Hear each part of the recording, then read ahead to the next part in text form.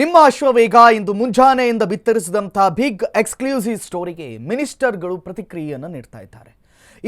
ಈ ನೆಲದ ಕಾನೂನು ಎಲ್ಲರಿಗೂ ಒಂದೇ ಅಂತ ಸಚಿವರು ಹೇಳ್ತಾ ಇದ್ದಾರೆ. ಅಶ್ವವೇಗ ಬಿಗ್ ಎಕ್ಸ್ಕ್ಲೂಸಿವ್ ಸ್ಟೋರಿಗೆ ಸಿದ್ದು ಮಿನಿಸ್ಟರ್ ಪ್ರತಿಕ್ರಿಯೆಯನ್ನು ನೀಡ್ತಾ ಇದ್ದಾರೆ. ಈ ನೆಲದ ಕಾನೂನು ಎಲ್ಲರಿಗೂ ಒಂದೇ ಅಂತ ಸಚಿವ ಹೇಳಿದ್ದಾರಂತೆ. ಅಶ್ವವೇಗ ನ್ಯೂಸ್ಗೆ ಅರಣ್ಯ ಸಚಿವ ಈಶ್ವರ್ ಖಂಡ್ರೆ ಪ್ರತಿಕ್ರಿಯೆಯನ್ನು ನೀಡಿದ್ದಾರೆ. ಅದು ಯಾರೇ ಆಗಿದ್ರೂ ತಪ್ಪು ಮಾಡಿದ್ರೆ ಕ್ರಮ ಆಗುತ್ತೆ ಅಂತ ಹೇಳ್ತಾ ಇದ್ದಾರೆ. ವರುಣ ಕ್ಷೇತ್ರದಲ್ಲಿ ಕಾಂಗ್ರೆಸ್ ರಾಜು ರೌಡಿಸಂ ಕೇಸ್ಗೆ ಪ್ರತಿಕ್ರಿಯೆಯನ್ನ ನೀಡಿದ್ದಾರೆ. ಕಾನೂನು ಕೈಯಲ್ಲಿ ತೆಗೆದುಕೊಳ್ಳಲು ಯಾರಿಗೂ ಕೂಡ ಅಧಿಕಾರ ಇಲ್ಲ ಅಂತ ಹೇಳಿದ್ದಾರೆ. ಪ್ರಕರಣದ ತನಿಖೆ ಆಧಾರದಲ್ಲಿ ಸೂಕ್ತ ಕ್ರಮ ಆಗಬೇಕು ಅಂತ ಕೂಡ ಮಾತಾಡಿದ್ದಾರಂತೆ. ಕಾಂಗ್ರೆಸ್ ಲೀಡರ್ ರಾಜು ದಬ್ಬಾಳಿಕೆ ಕೇಸ್ಗೆ ಸಚಿವರು ಉತ್ತರವನ್ನು ನೀಡ್ತಾ ಇದ್ದಾರೆ. ಅಶ್ವವೇಗ ಬಿಗ್ ಎಕ್ಸ್ಕ್ಲೂಸಿವ್ ಸ್ಟೋರಿಗೆ ಸಿದ್ದು ಮಿನಿಸ್ಟರ್ ಪ್ರತಿಕ್ರಿಯೆಯನ್ನು ನೀಡ್ತಾ ಇದ್ದಾರೆ. ಈ ನೆಲದ ಕಾನೂನು ಎಲ್ಲರಿಗೂ ಒಂದೇ ಅಂತ ಸಚಿವ ಹೇಳಿದ್ದಾರೆ. ಯಾರು? ಈಶ್ವರ್ ಖಂಡ್ರೆ.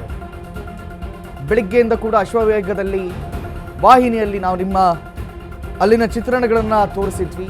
ವರುಣ ಕ್ಷೇತ್ರದಲ್ಲಿ ಯಾವ ರೀತಿ ರಾಜು ಅನ್ನುವಂಥ ಕಾಂಗ್ರೆಸ್ ಕಾರ್ಯಕರ್ತ ರೌಡಿಸಮ್ ಅನ್ನ ಮಾಡ್ತಾ ಇದ್ದಾನೆ, ಯಾವ ರೀತಿಯಲ್ಲಿ ಒಂದು ಮನೆಯವರಿಗೆ ಹಿಂಸೆಯನ್ನ ಕಿರುಕುಳವನ್ನು ಕೊಡ್ತಾ ಇದ್ದಾನೆ ಅನ್ನುವಂಥ ವಿಚಾರವನ್ನು ನಾವು ತೋರಿಸಿದ್ವಿ. ಅದಕ್ಕೆ ಈಶ್ವರ್ ಖಂಡ್ರೆ ಪ್ರತಿಕ್ರಿಯೆಯನ್ನು ನೀಡಿದ್ದಾರೆ.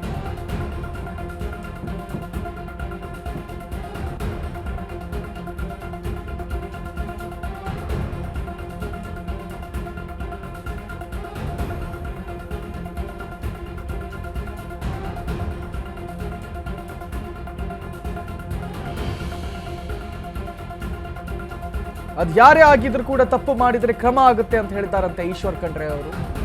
ಅಶ್ವವೇಗ ನ್ಯೂಸ್ಗೆ ಪ್ರತಿಕ್ರಿಯೆಯನ್ನು ನೀಡಿದ್ದಾರೆ. ನಾವು ಬಿತ್ತರಿಸಿದಂಥ ಸುದ್ದಿ ಮೈಸೂರಿನಾದ್ಯಂತ ಸಂಚಲನವನ್ನ ಮೂಡಿಸಿತ್ತು.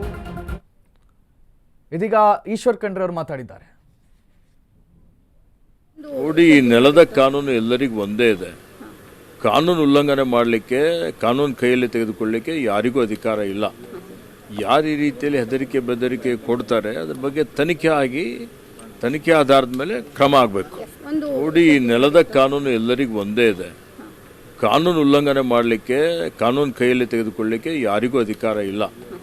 ಯಾರು ಈ ರೀತಿಯಲ್ಲಿ ಹೆದರಿಕೆ ಬೆದರಿಕೆ ಕೊಡ್ತಾರೆ ಅದ್ರ ಬಗ್ಗೆ ತನಿಖೆ ಆಗಿ ತನಿಖೆ ಆಧಾರದ ಮೇಲೆ ಕ್ರಮ ಆಗಬೇಕು. ನೋಡಿ, ಈ ನೆಲದ ಕಾನೂನು ಎಲ್ಲರಿಗೂ ಒಂದೇ ಇದೆ. ಕಾನೂನು ಉಲ್ಲಂಘನೆ ಮಾಡಲಿಕ್ಕೆ, ಕಾನೂನು ಕೈಯಲ್ಲಿ ತೆಗೆದುಕೊಳ್ಳಲಿಕ್ಕೆ ಯಾರಿಗೂ ಅಧಿಕಾರ ಇಲ್ಲ. ಯಾರು ಈ ರೀತಿಯಲ್ಲಿ ಹೆದರಿಕೆ ಬೆದರಿಕೆ ಕೊಡ್ತಾರೆ ಅದ್ರ ಬಗ್ಗೆ ತನಿಖೆ ಆಗಿ ತನಿಖೆ ಆಧಾರದ ಮೇಲೆ ಕ್ರಮ ಆಗಬೇಕು. ನೋಡಿ, ಈ ನೆಲದ ಕಾನೂನು ಎಲ್ಲರಿಗೂ ಒಂದೇ ಇದೆ. ಕಾನೂನು ಉಲ್ಲಂಘನೆ ಮಾಡಲಿಕ್ಕೆ, ಕಾನೂನು ಕೈಯಲ್ಲಿ ತೆಗೆದುಕೊಳ್ಳಲಿಕ್ಕೆ ಯಾರಿಗೂ ಅಧಿಕಾರ ಇಲ್ಲ.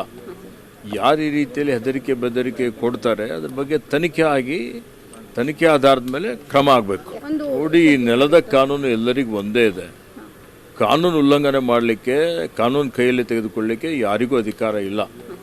ಯಾರು ಈ ರೀತಿಯಲ್ಲಿ ಹೆದರಿಕೆ ಬೆದರಿಕೆ ಕೊಡ್ತಾರೆ ಅದ್ರ ಬಗ್ಗೆ ತನಿಖೆ ಆಗಿ.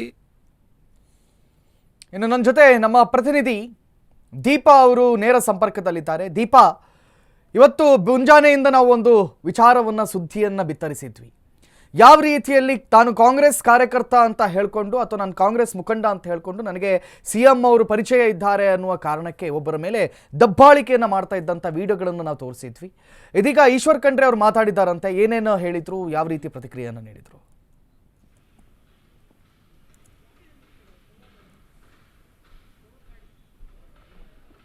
ಕಾರ್ತಿಕ್, ಇವತ್ತು ಬೆಳಗ್ಗೆಯಿಂದಲೂ ಕೂಡ ಅಶ್ವವೇಗ ನ್ಯೂಸ್ ಒಂದು ಸುದ್ದಿಯನ್ನು ಬ್ರೇಕ್ ಮಾಡಿತ್ತು.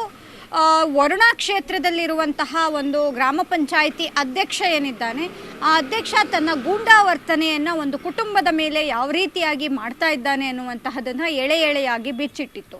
ಅಷ್ಟೇ ಅಲ್ಲ, ಅದು ವಿಡಿಯೋ ಸಮೇತವಾಗಿಯೂ ಕೂಡ ಇತ್ತು. ಜೊತೆಗೆ ಆತನ ಮೇಲೆ FIR ಆಗಿದ್ರೂ ಕೂಡ ಯಾವುದೇ ಕ್ರಮ ಆಗಿಲ್ಲ ಅನ್ನುವಂತಹದ್ದು.